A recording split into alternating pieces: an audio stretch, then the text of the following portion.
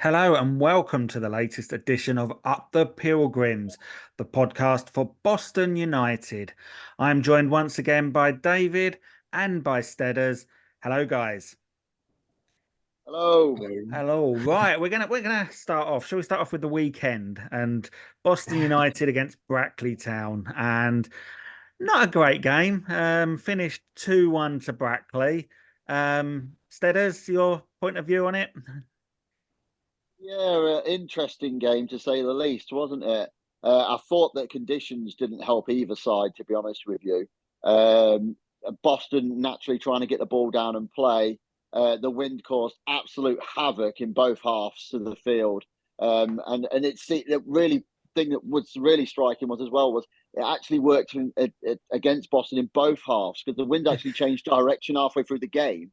And then I actually joked about that. yeah, it did. It changed halfway through the game, and Boston tried their hardest to get it down and play.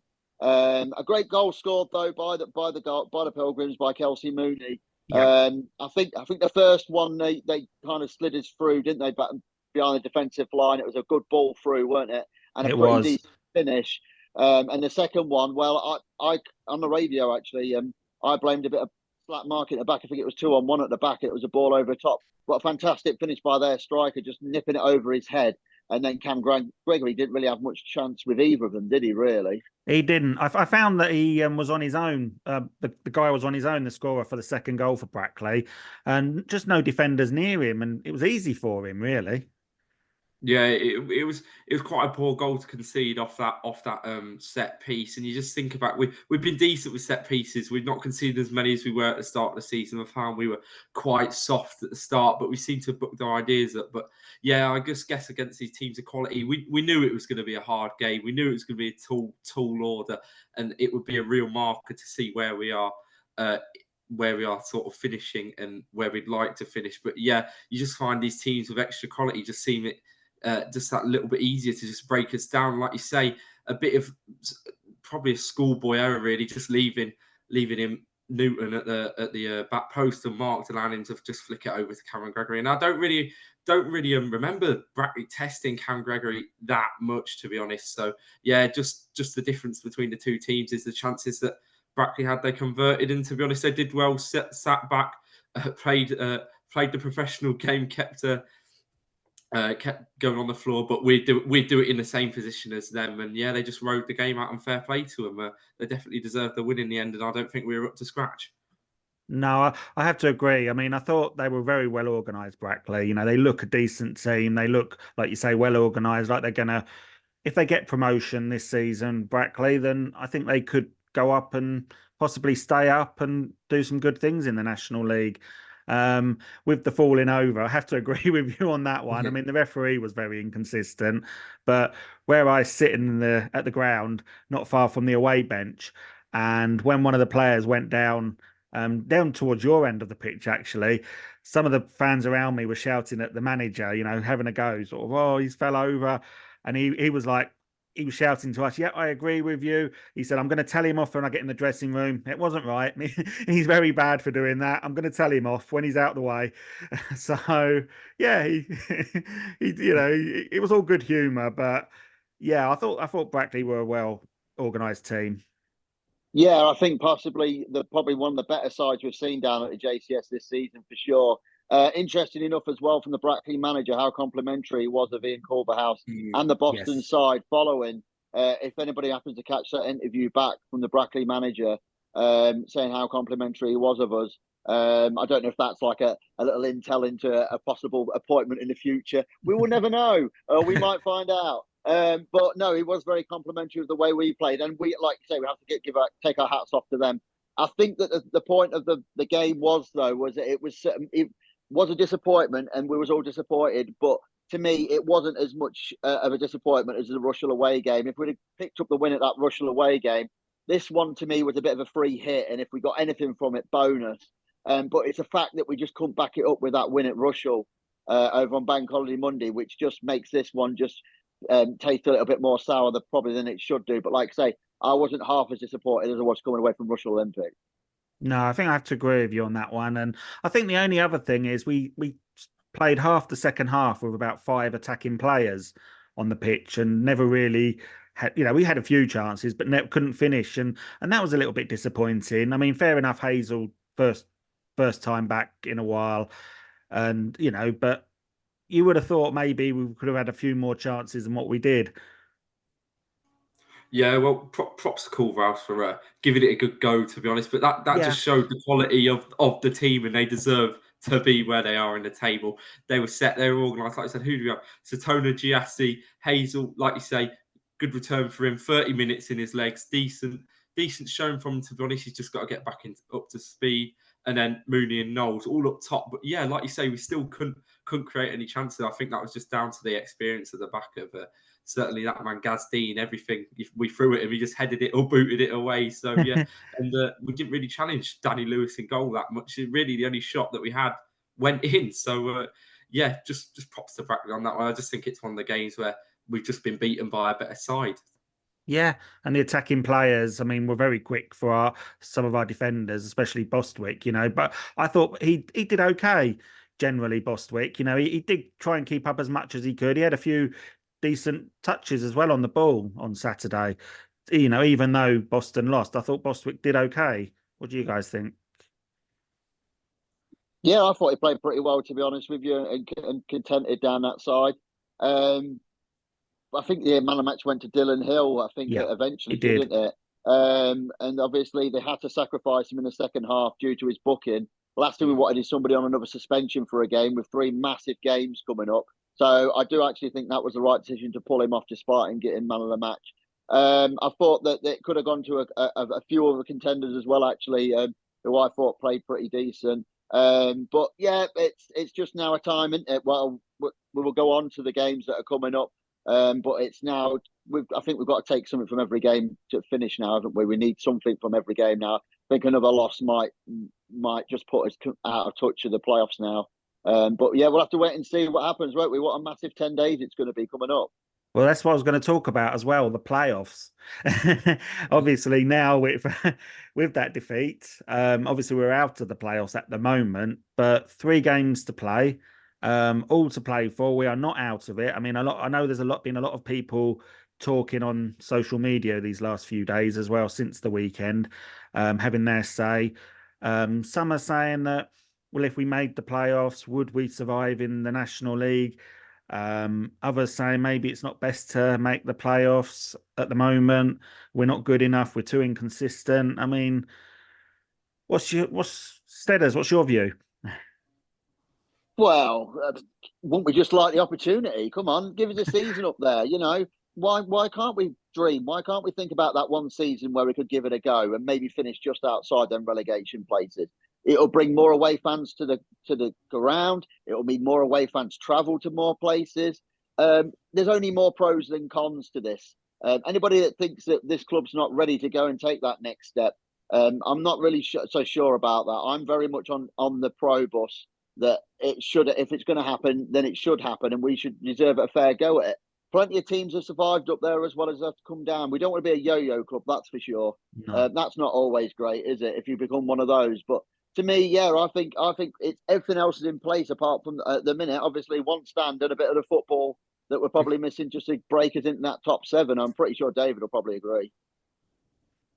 Yeah. Well, you look at this, like we say, we look at the surroundings, and we're only set up for success. It's sort of we're waiting on the football to happen now. David Newton's ploughed all that money into building that facility, and these are superb training facilities for not only the first team but the youngsters coming through the academy, and he's put money into the new under-23 system. So yeah, I believe everything is geared to go up, and I would absolutely love the chance to go in the National League and hopefully stay for more than one season. But yeah, there is questions about the financial backing, and do we have the financial backing to stay up in that league? But I just think if there's a chance, we should go for it and see what happens, because that's really all we can do in football. We know it's not a game played on paper. It's a game a game that none of us can really control. I think you're right. I mean, I'm going to throw a few bits in here. I mean, obviously, we would need to strengthen the current team that we've got, which we would do. I mean, defensively, we've got some good defenders, but but we're still looking a little bit weak at the back for some reason. You know, we're letting in a lot of silly goals still this season. I think midfield, we'd need a new holding midfielder. I mean, Martin Woods has played fantastic this season. Um, he would be up there as one of my player of the years, but which we'll go into in a little while. But yeah, he would be up there. But obviously, he's 37, 38 years old. In footballing terms, that's quite an old age for a footballer to carry on playing as many games as he does. So I think we'd need a new holding midfielder. Um, and but the good parts is we've got a young team coming through. You know, like you say, the under 23s are looking decent. We've had a few players from the under 23s playing this season. So the future is looking good as long as we can hold on to these players for next season. That's going to be the important thing. And it's also the first season with this team. It's a brand new team put together at the start of August or July, August last year. You know, we need to remember that as well. They're still getting to know each other, the styles of play, and let's hope that that's not interrupted. Whatever happens at the end of the season. No, absolutely. Like you say, you know, the chance of going up, that is the golden $1 million question, isn't it? How many of these guys are going to commit to full-time football? Because the minute we get promoted, that is what's going to be coming Boston United's way if we get promoted, should I say? Not Yeah,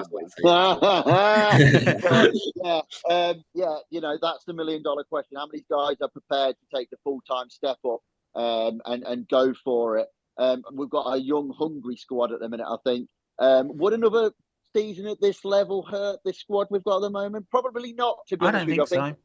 I think it would actually just emphasise them more and bring them together more than anything. But we spoke about it a little bit in the last one, Damo. The most important thing is squad retention for next season. The Yes. last thing we need to do is go out looking for 15 players to start this all over again from scratch. Well, nobody wants that. And I strongly believe that won't happen if we happen to stay in the National League North this season. Yeah, I hope you're right with that. Definitely. You know, I'd love to see us, if, like I say, if we don't go up, then obviously keep the squad together. Maybe, you know, add one or two or even three or four new additions just to strengthen the team and hopefully just go straight for the first place next season. I mean, it's not going to be easy by any means with some of the teams coming into the league, or potentially coming into the league, but you know, if we can stick together and have, you know, the players will have the summer to come back, still know the same players, who knows where it will lead us next season.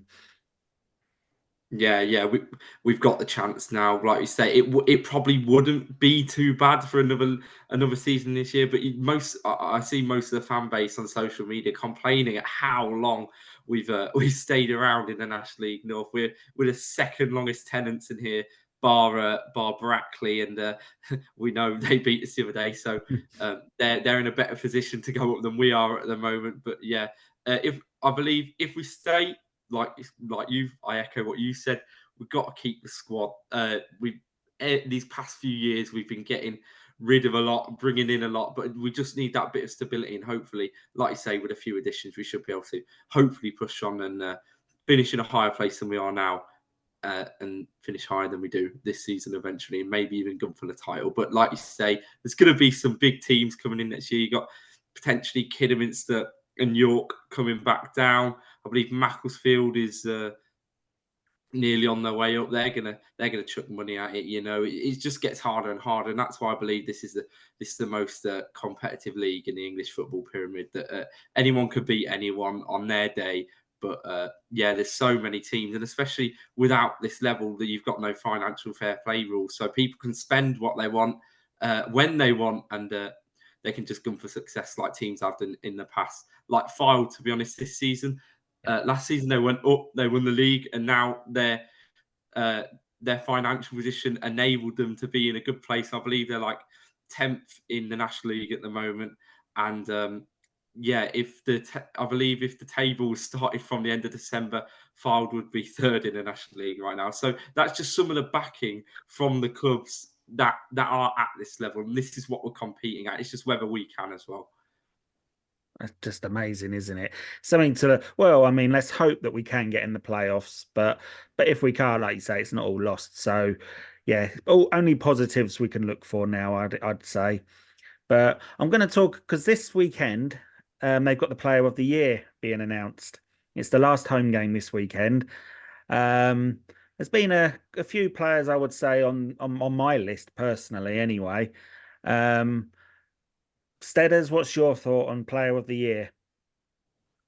Oh, I think it's been the toughest one to pick for a few years, actually, to be Yeah, honest with you. I mean, the goal scoring exploits of the guys up top. You've got a centre half who's dropped down from Football League football to come to play for us, who had a shaky start at the start of the season, but has come more into his own as the season's gone on. But my pick would have to be the man in the middle that goes unsung hero and absolute stalwart, and that's Jordan Richards for me this season. Absolutely unbelievable in that role. Really, really, like I say, he's like he's an unnoticed kind of player. You don't always he see is. the sparks from him. I think we commentated on Saturday, David. At one point, the guy ran back 60 yards when we were 2-on-1 at the back to deflect a ball out for a throw in the 89th minute of the game. And that just sums him up. He's an unnoticed quantity, but for me, absolutely head and shoulders should be our player of the season this year. I think he'll get a close run though with the other guys. Obviously, the goal scorers will get some nominations as well, but I think Dylan Hill might get a few for it as well, the actual outright one as well as the young one. So plenty to go at, Damo. But for me, it's Jordan Richards. David.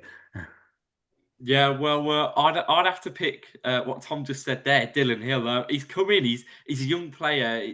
He's somewhat different. That's what he's like a little Yorkshire Terrier running after all those balls in the midfield, and I just love his creativity and his energeticness in the middle of the park.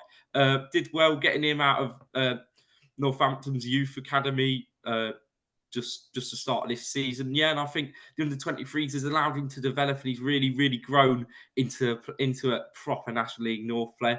Didn't have any previous playing experience at that level. Only believe he just played one or two in the EFL Trophy, but he come here and he's done a good job, I believe, and he's my pick for Player of the Season. I think I've gone for him for under 23 player of the season, but for player of the year, I've actually gone for Jay Rowe. You know, I think he's had a good season. He's been up and down the wing. He's scored a few goals as well, important goals for us as well. And it might even come down to goal difference at the end of the season. Who knows? And his odd goals might be important. But I think he's done really well up and down the wings. I think, you know, he's an all-round player. That wasn't the player I was looking at. I was thinking of Tom Leake because I think he's done quite well in defence before his injury. I thought he had done okay. And obviously, I mentioned him earlier, Martin Woods, who is another one that's played quite a few games this season, has held the midfield up well when he's played. And I do believe we have missed him when he hasn't been in the team. I mean, other notable mentions, as you said, Jimmy Knowles, Kelsey Mooney, they've scored lots of goals. Michael Bostwick, you know, he's played most games this season. And he's made a few mistakes, a shaky start at the beginning, but like you say, he's come more into his game. Jordan Richards, I've mentioned as a notable mention again. Like you said, you know, to me, he's one of them players you don't always notice, but he's always out there playing well. Obviously, Jacob Hazel, Deji Satona came in. They're looking, you know, they changed the season, if you like. You know, we were playing okay, but they came in and seemed to turn things around, I thought. And of course, an honorary mention to Aaron Chapman, who, you know, kept quite a few clean sheets and played really well in goal for us on his time here. I think the thing about the J Rowe nomination from yourself, Damon, the most impressive part is the fact that he didn't start the season with us. So he actually came into when we came in. It came into the season where we were struggling defensively, and they brought him in. I actually watched his debut over at Curzon. Me and Oliver went over there to watch him. He looked far off the pace, but that was just the start of him getting going, wasn't it? He needed match time, he needed match fitness to get to him. And I think he has been an excellent addition, definitely down that side. And again, somebody I expect to get quite a few votes in this player of the season. But look how many players we just named. What, 8 or 9? Exactly. It's crazy, isn't it? You know, Yep. like I say, you have the one that just like wins them all. But I can't see anybody walking away with numerous titles this weekend coming when they get announced. I don't think it's going to happen this year. I think it will be spread out. Yeah, I'm surprised that none of us actually like properly put forward Jimmy Knowles. He's the third top goal scorer in the league. Bear in mind, Paul Blackett is on 29, but Jimmy Knowles sitting on 18, and Danny Whitehall, the only player in the middle, on 19. He scored. I believe he scored 18 goals this season. None of us have put him forward. It's mental, but that just shows the quality of the squad that we got. And with these additions, if we can keep hold of them, which we might not do with Jimmy Knowles because he's impressed a lot of people. I see lots and lots of tweets and stuff about him going around and his goal scoring and his creativity, obviously. But yeah, we just got hope we can keep the spine and just a few of these quality players. Hopefully, just with a few additions, we can maybe even go for it next year. Yeah. So I must admit, when you mention all the players we've got, it does actually sound a really exciting squad. And like you say, if we can hold on to it, which just shows you, what a good squad we've got. Like you say, of all them players being mentioned, you can't just name one player. So, whereas you think, oh, top scorer straight away, that's it. But no, like you said, we didn't really mention him as player of the year because there's been so many other good players doing well. So, should we have a look at the National League North news now? Yeah, go for it. So, Tamworth, they're champions officially. They got promoted after drawing 1-1 with Warrington. So, so they're leaving our league after one season. I mean, how do you think they're going to do in the National League? I'm not too sure. I think they might struggle a little bit, to be honest with you. They did really well this season, though. You've got to give them hats off to them. They came with a playing style and a way of grinding out results, especially at home. Jazz Singh has been absolutely fantastic for them in goal, hasn't he? And built the side on that back four as well, with the chap in the middle that gets all the critics, but he's absolutely fantastic, isn't he? Reads the game so well. He actually came off early in the away leg at Tamworth of our season when we played him away this season. Quite early on in the game, about 15 minutes, got picked up an injury, came off, which we were quite happy to see, to be quite honest with you, because we knew how well he could play. But no, I think credit due to them. I think they might struggle a little bit when they go up, though. I can't see them doing too well in that league above. But you have to just tip your hat to them. They've had the best defensive record this season. They've picked up draws when they've had to.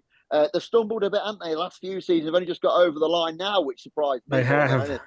But yeah, I just don't see them getting too far up that table. But again, the reason why they've done well this season, Dave McDermott, is because they've retained most of their squad. They just added to it. They kept a lot of the players from the season before, and I think they've been promoted quite a lot of times now, haven't they? I think it's 4 in 5 years or something like that. So they're on an upward spiral, and credit due to them, because some teams just need momentum. That's all they need. And they've had a lot of critics, haven't they, this season with the style of play that they do play, but they're obviously doing something right because they've won the league by quite a few points and looking decent. So they're doing something right. Yeah, I'm a believer in it. I don't care how you play football as long as it gets results, and that's exactly what defines Tamworth Football Club this season.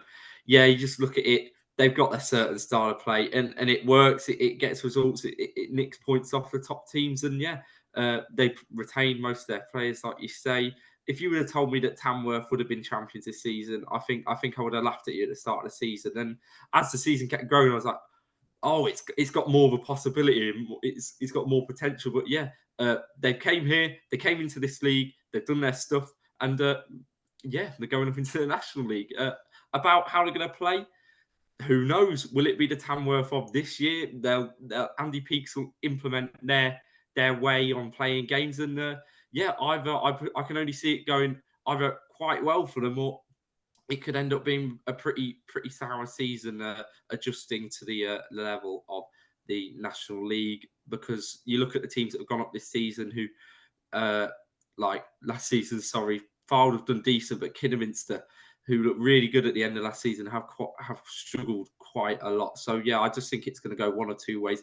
Hopefully for their sake, I hope it goes the better way, because when I went to them a few months ago, it was quite a nice setup, nice ground for them, and nice ground to go to. Sorry, and I hope National League fans enjoy going to it next year. And also we've got the playoffs, which, as we've spoken about a few times, I mean, Scunthorpe are in the playoffs. They came from 1-0 down to beat Hereford 4-1. Brackley obviously moved into third after beating us 2-1. They overtook Chorley, who lost surprisingly at Buxton 3-1. But then you've got South Shields. They moved up to fifth with a 7-0 thumping of already relegated Bishop Stortford.